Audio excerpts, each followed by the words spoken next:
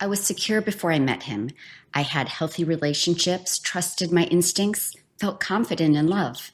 But after 8 years with someone dismissive and critical, I can barely recognize myself. I second-guess everything, crave validation I never needed before, and feel anxious in ways that used to be foreign to me. We heard a story just this last week from one of our viewers. So today, we're talking about something most attachment experts won't tell you, that your attachment style isn't set in stone.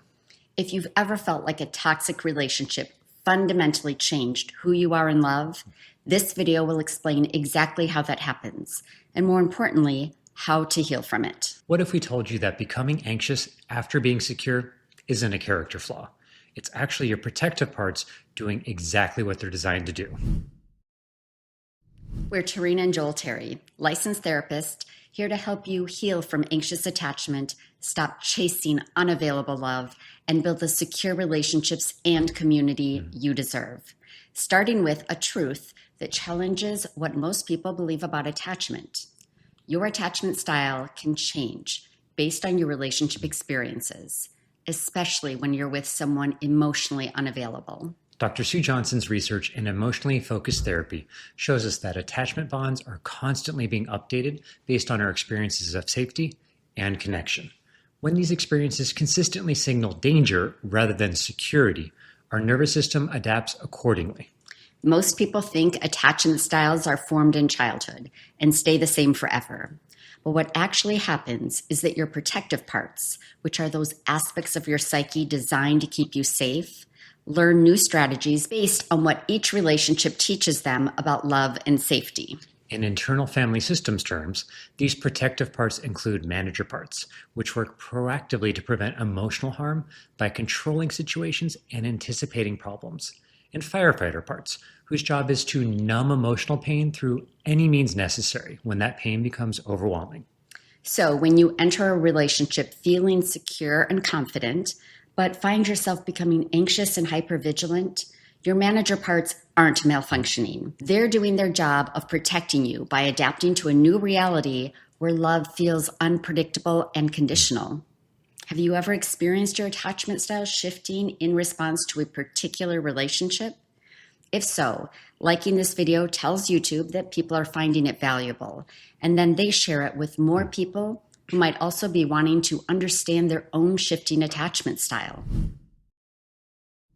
Dr. John Gottman's research shows that when we're in relationships with high levels of criticism, contempt, defensiveness, or stonewalling, what he calls the four horsemen, our nervous system begins operating from a place of chronic threat detection.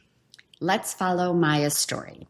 Maya entered a relationship with David feeling secure in her attachment style.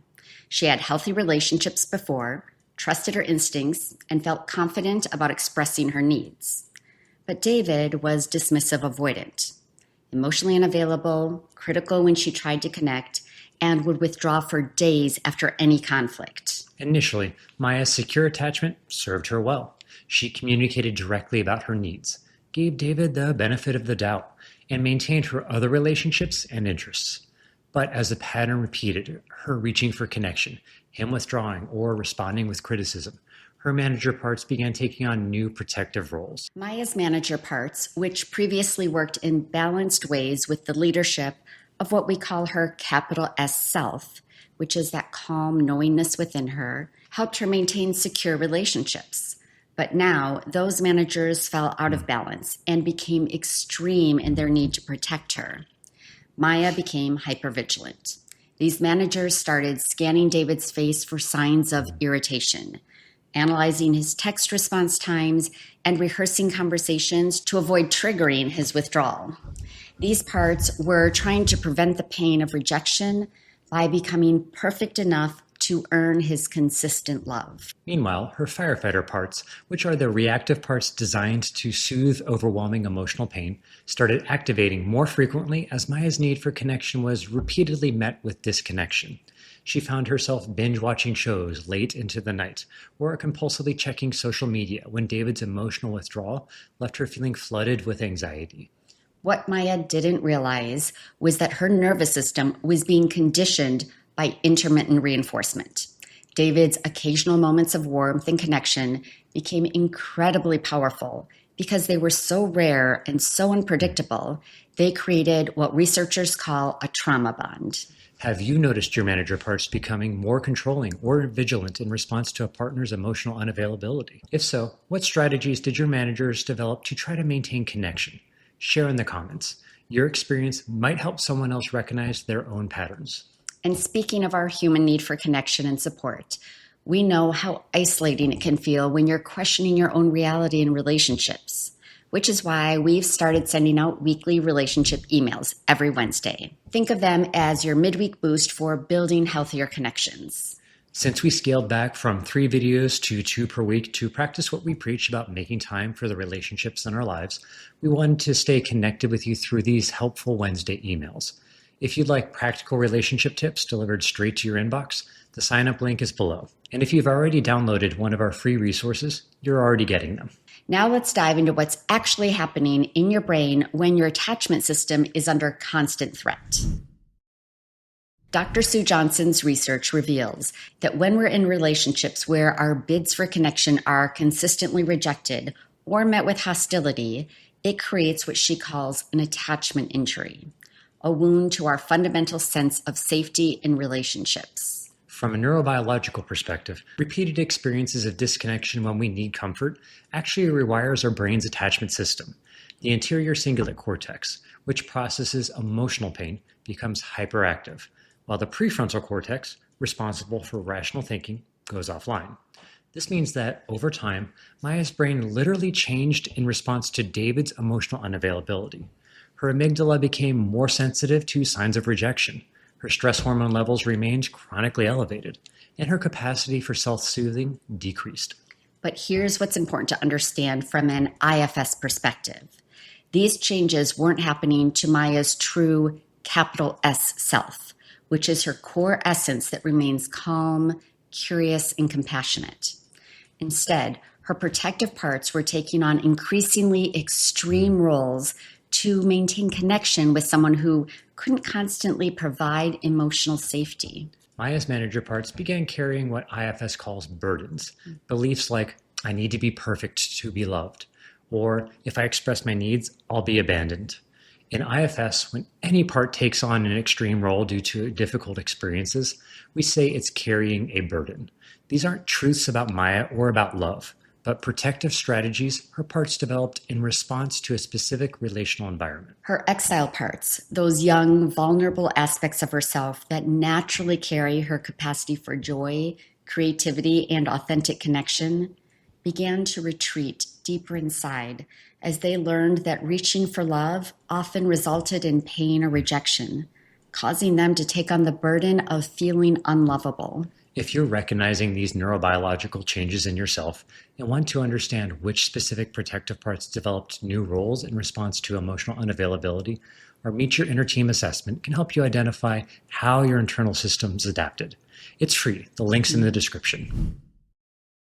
Based on attachment research and our clinical observations, we've noticed people often move through 4 predictable stages that secure people often go through when in relationships with emotionally unavailable partners. Stage 1 is confusion. Your manager parts notice something feels different, but they haven't yet developed new protective strategies. You might find yourself thinking, this isn't like me. Or, why am I so affected by their moods? Your secure attachment is still trying to operate as normal. Maya spent months in this stage, wondering why David's withdrawal felt so devastating when she'd never been particularly sensitive to her partner's needing space before. Her self was still leading, but her manager parts were beginning to collect evidence that this relationship required different strategies. Stage 2 is hypervigilance. Your manager parts go into overdrive, trying to prevent disconnection by becoming more attuned to your partner's emotional state than your own. You start walking on eggshells, analyzing their behavior for signs of dissatisfaction, and modifying yourself to avoid triggering their withdrawal. And this is when Maya started checking David's location on her phone, not because she didn't trust him, but because her manager parts needed to know if he was okay, since his emotional withdrawal felt so threatening to her nervous system. She began monitoring her own tone, expressions, and needs to avoid any behavior that might cause him to distance himself further. Stage 3 is system dysregulation. Your firefighter parts become more active as the chronic stress of an unpredictable attachment bond overwhelms your nervous system. You might find yourself engaging in behaviors that previously weren't part of your coping repertoire. Emotional eating, compulsive social media use, or substance use to manage the anxiety. Maya found herself staying up late, scrolling through Instagram when David would go to bed without addressing tension between them, or pouring herself multiple glasses of wine to numb the anxiety when he wouldn't respond to her text messages. Her firefighter parts were trying to soothe the pain her exile parts felt from repeated disconnection. Stage 4 is identity erosion. Your protective parts have taken on such extreme roles that they begin to feel like who you are rather than strategies you're using. You might think, I guess I'm just an anxious person, or maybe I'm too needy, as your parts' protective strategies become your primary way of moving through the world. By this stage, Maya couldn't remember what it felt like to trust her instincts in relationships. Her manager parts' hypervigilance felt like intuition. Her firefighter's numbing strategies felt like self-care. And her exile parts' needs for connections felt like too much because they'd been repeatedly rejected. If you're recognizing these stages in your own relationship history and want practical tools for navigating attachment injuries, our From Testing to Trusting guide offers specific steps for rebuilding security after your attachment system has been disrupted. It's free and linked in the description. Here's something that might surprise you. Highly intelligent, emotionally aware people are often more susceptible to attachment style changes because their manager parts are so skilled at problem solving. When faced with an emotionally unavailable partner, intelligent manager parts don't just give up. They get creative. They start analyzing patterns, developing theories about what triggers their partner's withdrawal, and create elaborate strategies to maintain connection. Maya's manager parts told her things like, David had a difficult childhood, so if I can just be patient enough, he'll learn to trust. Or, he's stressed at work, so if I can be the perfect supportive partner, he'll have space to open up. These weren't naive thoughts. They were sophisticated protective strategies designed to maintain hope while her attachment system was under threat. Additionally, intelligent people often have strong manager parts that pride themselves on figuring things out, being low maintenance or understanding. These parts can prevent someone from recognizing when their needs aren't being met because acknowledging that reality would mean admitting that their knowledge, understanding, and patience haven't been enough to create safety in this relationship. Maya's manager parts kept her in the relationship longer because they convinced her that being secure meant being endlessly accommodating. They reframed David's emotional unavailability as needing space, and her own need for connection as being clingy, effectively gaslighting her exile parts out of their legitimate attachment needs. Dr. John Gottman's research shows that relationships require what he calls emotional attunement, the ability to notice, understand, and respond to your partner's emotional cues. When this attunement is consistently absent, even the most secure person's attachment system will begin to adapt to try to maintain connection. Have you noticed your manager parts creating sophisticated explanations for a partner's emotional unavailability? What theories did they develop to help you maintain hope while your attachment needs weren't being met? Share in the comments. Recognizing these patterns is the first step toward healing. The healing process involves helping your protective parts understand they took on extreme roles because they felt necessary for survival in that specific relationship. But they don't need to continue carrying those burdens now. In IFS, we call this unburdening, helping parts release the beliefs and strategies they took on during difficult experiences so they can return to their naturally valuable roles. This isn't about getting rid of these parts or telling them that they were wrong. It's about helping them trust that yourself can handle relationships differently now. For Maya, healing began with self getting curious about her manager part's hypervigilance rather than judging it. So instead of pressuring and shaming that part with, I need to stop being so anxious, from her capital S self, Maya can ask this vigilant part, what are you trying to protect me from? And when did you first take on this job? Through this process, Maya's manager parts shared that they'd taken on the burden of believing I need to monitor my partner's emotional state constantly to prevent abandonment.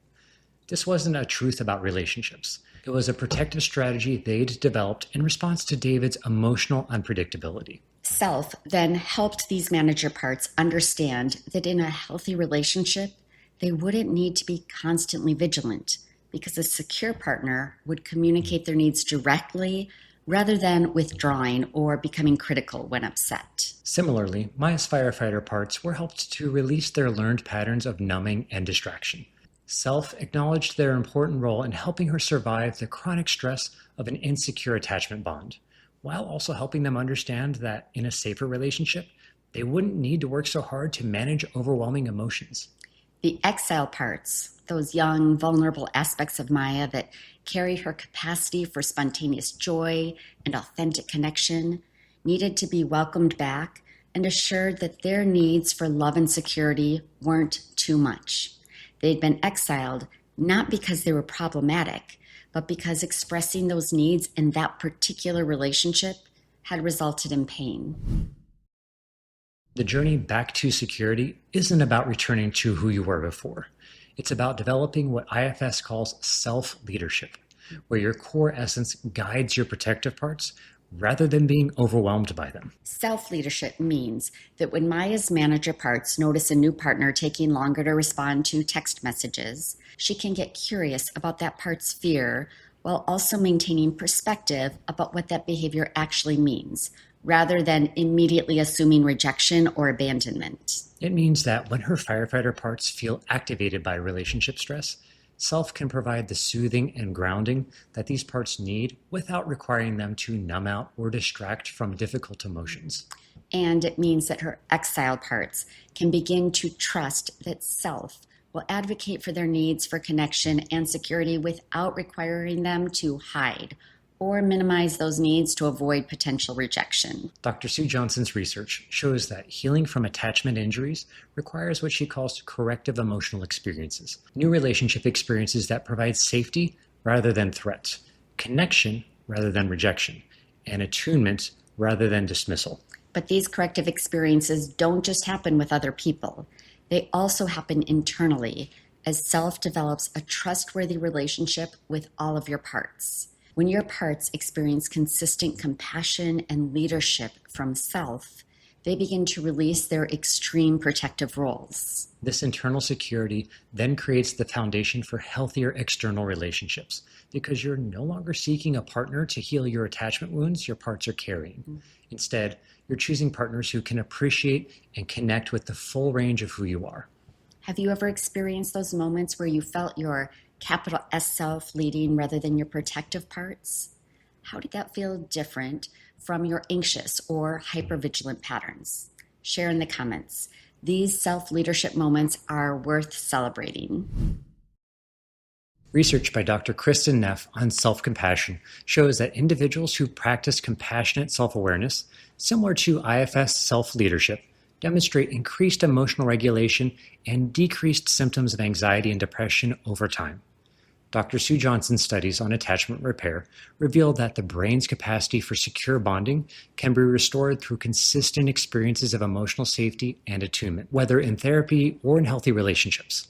Neuroplasticity research by Dr. Rick Hansen demonstrates that intentionally cultivating positive relational experiences can literally rewire neural pathways that were shaped by attachment trauma, creating new patterns of connection and trust. Dr. John Gottman's longitudinal studies show that individuals who learn to recognize and interrupt negative cycles in relationships, what he calls emotional flooding, can develop increasing capacity for secure attachment behaviors over time. And most significantly, IFS research indicates that when people develop self-leadership skills, they report increased capacity for healthy relationships, decreased symptoms of anxiety and depression, and greater overall life satisfaction, regardless of their attachment history. This research confirms what Maya discovered in her healing journey, that the attachment adaptations her parts made in response to emotional unavailability weren't permanent character changes. They were protective strategies that could be appreciated, understood, and ultimately released as Self developed the capacity to lead her internal system with wisdom and compassion. So let's get to the heart of it. If you recognized yourself in Maya's story, if you felt your attachment style shift from secure to anxious in response to a partner's emotional unavailability, I want you to know something crucial. You didn't become weak, needy, or damaged.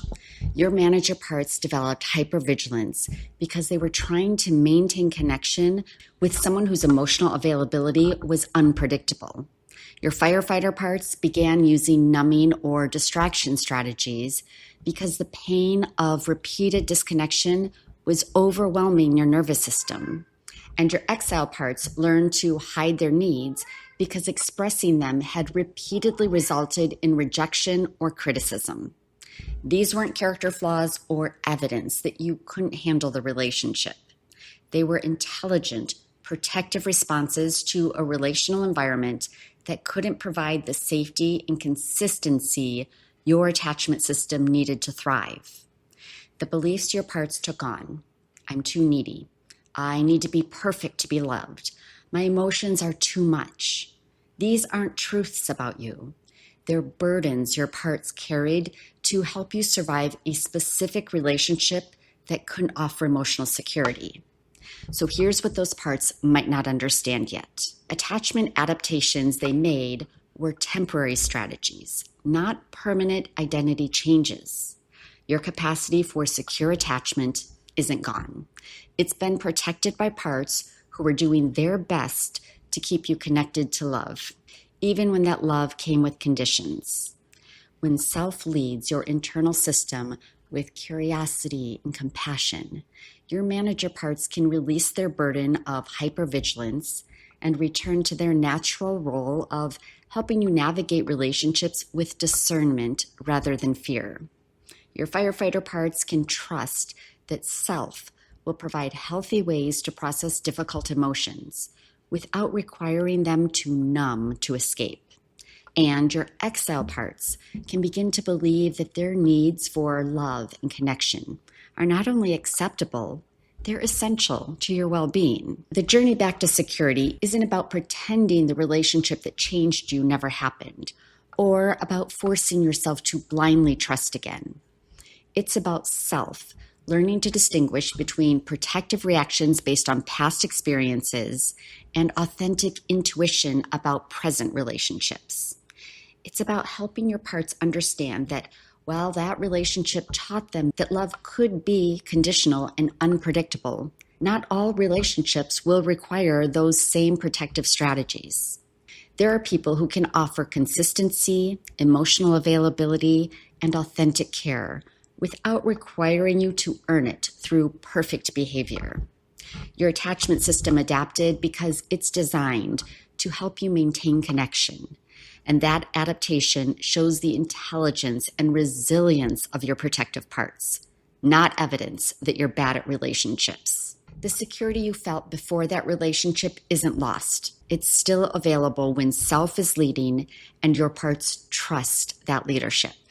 And the wisdom your parts gained during that difficult relationship can actually serve you now, helping you recognize emotional unavailability earlier and choose partners who can offer the emotional presence your exiles deserve. In our next video, we're exploring the next part of our viewer's comment, why staying friends with an avoidant ex rarely works, something that becomes especially complex when your attachment system has been dysregulated by that relationship. Don't miss this one if you've ever found yourself treading dangerous waters by trying to maintain connection with someone who couldn't offer emotional safety as a partner. In the meantime, check out this video where we explore how to tap back into that internal knowing that you fear you've lost after your relationship with an avoidant partner. And remember, you're not alone. We're all in this together.